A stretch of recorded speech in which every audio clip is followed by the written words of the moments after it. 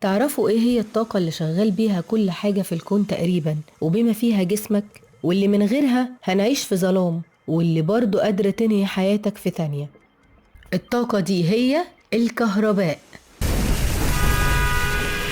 خلينا في الأول نعرف يعني ايه كهرباء، والاسم ده جالنا منين، ومين أول واحد عرفها، ويا ترى هي اكتشاف ولا اختراع؟ يلا بينا نجاوب على كل الأسئلة دي وعلى أسئلة تانية كمان يمكن تفيدك لما تعرفها عن الكهرباء.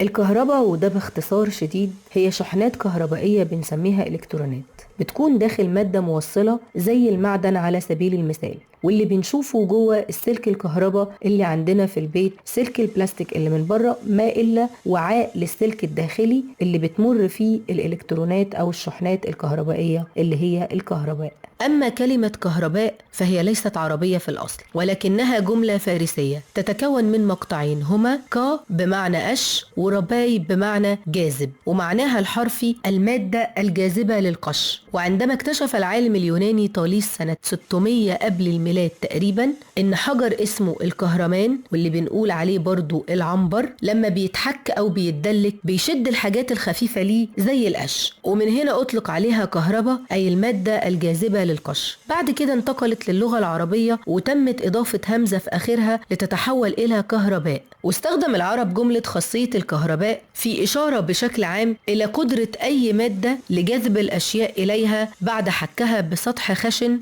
أيضا استخدمت كلمة electricity في اللغة الإنجليزية، واللي بيعود أصلها للاسم الإغريقي القديم لمادة الكهرمان أو العنبر، واللي هو معناه إلكترون. ثم وبعد اكتشاف مجال مغناطيسي قادر على جذب الأشياء ليصاحب التيار الكهربائي أثناء سريانه، تم إطلاق اسم الكهرباء أو electricity على الكهرباء المعروفة حاليا.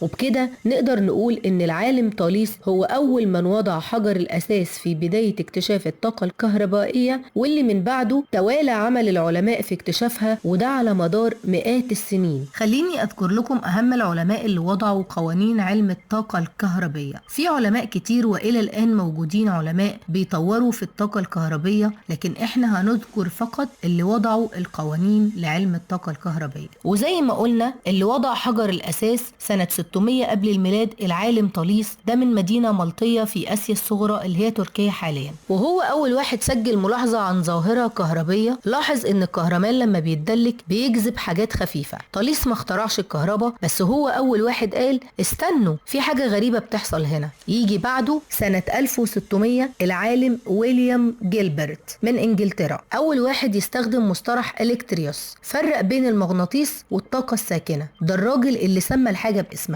وبعدهم سنة 1752 العالم بنجامين فرانكلين من الولايات المتحدة الأمريكية، وبالمناسبة العالم ده هو اللي صورته موجودة على ورقة $100. ده اللي أثبت إن البرق ظاهرة كهربية وربط السماء بالأرض علميا. وهنا البشر فهموا إن الكهرباء مش بس حجر، دي طاقة في الطبيعة. بعدهم سنة 1780 العالم لويجي جالفاني من إيطاليا لاحظ إن العضلات بتتحرك بإشارات كهربية. أول واحد عرفنا منه إن جسم الإنسان نفسه كهرباء. ومن بعدهم سنة 1800 العالم أليساندرو فولتا من إيطاليا، ده أول من اخترع بطارية في التاريخ. الكهرباء بقت حاجة ممكن نتحكم فيها. هنا الكهرباء خرجت من الطبيعة ودخلت المعمل. ويجي بعده سنة 1820 العالم أندريا أمبير، هو اللي اكتشف العلاقة بين الكهرباء والمغناطيسية، وهو مؤسس علم الكهرومغناطيسية. ووحدة قياس شدة التيار الكهربائي اتسمت باسمه الأمبير. وبعده سنة 1831 العالم مايكل فاراداي من إنجلترا، ده اللي اكتشف الحث الكهرومغناطيسي، الأساس لكل من المولدات والمحركات. من غير فاراداي ما كانش هيبقى فيه نور في بيوتنا النهاردة. وسنة 1864 العالم جيمس ماكسويل من اسكتلندا وحد كل اللي كان معروف عن الكهرباء والمغناطيسية في معادلات رياضية واحدة، وأثبت إن الضوء نفسه من الموجات الكهرومغناطيسية، وده الأساس النظري لكل الكهرباء والاتصالات الاتصالات الحديثة. وسنة 1879 العالم توماس إديسون من الولايات المتحدة الأمريكية، ده اللي أنشأ أول نظام إنارة كهربية عملي اعتمد على التيار المستمر اللي هو الدي سي. إديسون خلى الكهرباء حاجة بنستخدمها يوميا. وبعده 1887 العالم العظيم نيكولا تسلا من الإمبراطورية النمساوية، تسلا اللي ادانا الكهرباء اللي احنا عايشين بيها دلوقتي، طور التيار المتردد اللي هو الاي سي وسمح بنقل الكهرباء لمسافات طويلة، وده النظام المستخدم عالميا حاليا. تسلا هو السبب ان الكهرباء توصل لكل بيت. وأخيرا سنة 1890 العالم جورج ويستنجهاوس من الولايات المتحدة الأمريكية، ده مهندس ومخترع ورجل صناعة، هو اللي تبنى التيار المتردد الاي سي وطوره عمليا وخلاه صالح للاستخدام على نطاق واسع، وده اللي كسب حرب التيارات قدام نظام أديسون اللي هو التيار المستمر. ودول كانوا مجموعة العلماء اللي ابتدوا الرحلة بتاعت اكتشاف الطاقة الكهربائية. وطبعا كده هنبقى جاوبنا وعرفنا ان الكهرباء اكتشاف مش اختراع.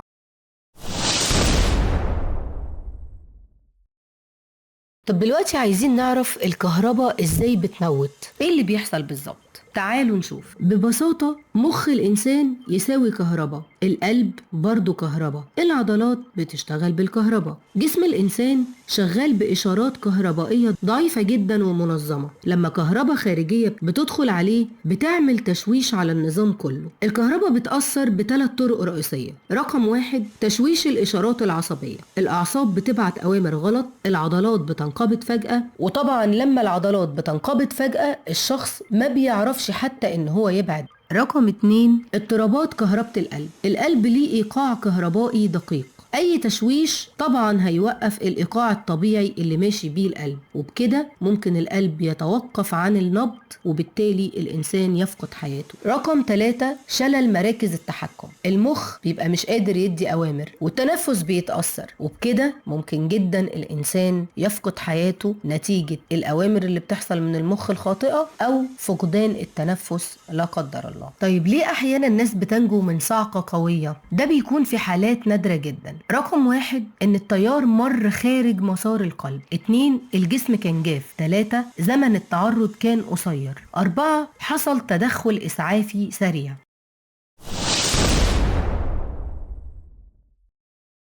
خلينا عارفين ان جسم الانسان الداخلي شغال كله بالكهرباء، ولذلك اي كهرباء غريبة بتدخل على جسم الانسان بيتعامل معاها النظام العصبي وكأنه جهاز اصيب بفيروس، فبالتالي بيتلخبط الجهاز العصبي كله. علشان كده التيار الكهربي ومساره هو اللي بيقتل، مش الفولت ولا الشرارة. ولما عملنا احصائيات حوالين الحوادث اللي بتتسبب فيها الكهرباء على مستوى العالم، اكتر من 1,000,000 إصابة كهربائية بتحصل كل سنة وآلاف الوفيات.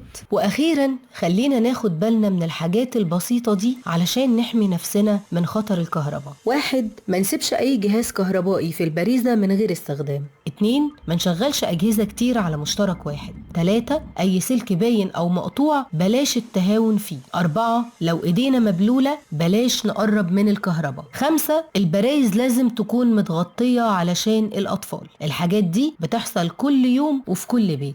الكهرباء مش عدو، بس الجهل بيها خطر جدا. افهمها هتحمي نفسك وتحمي اللي حواليك. ولو حسيت ان الحلقة دي فرقت معاك شاركها مع حد بتحبه، يمكن تنقذ حياته. اتمناكم بخير، تحياتي للجميع.